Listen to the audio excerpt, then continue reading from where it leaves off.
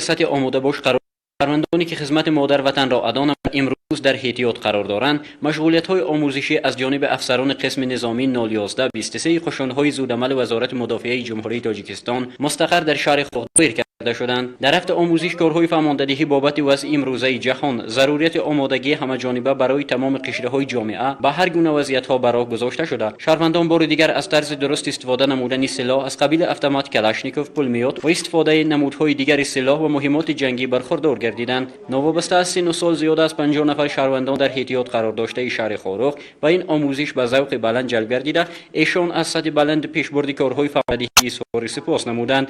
به خصوص میان اشتراکداران طرز درست جدا و جمع نمودن قسم‌های اتومات کلاشنیکوف قابل ذوق بود. از قسم نظامی 2019 به طور صلح‌جویانه خشونت‌های زودعمل قوای مسلح جمهوری تاجیکستان که حاضر در استقامت قسم حربی 023 استقامت میکنیم و با شناسایی یراق‌های آتشفشان شهروندان احتیاط شده بر رخصت ما همچون شناسایی با طرز جدا نمودن یراق‌های آتشفشان با نمودهای اتومات MMD و پولمیت تغییر در بنده کلاشنیکوف ما همچنین به آنها درس میگذارانیم. زیاده از 50 نفر در قسم نظامی 023 ما همچون شهروندان به احتیاط رخصت شده را ما با یراق‌های آتشفشان شناس نموده. پیشبرد کارهای فرماندهی برای شهروندان در احتیاط قرار وظیفه ما می باشد. عرض داشتند افسران و باید پیوسته برای آنها کارهای آموزشی را به راه مانیم. شهروندان در احتیاط قرار داشته باید همه طرفه آماده باشند، زیرا در حالتهای فوق‌العاده این نهاد در ردیف افسران سربازان باید نیروی بزرگ اجرا کننده ادای خدمت و مادر می باشد.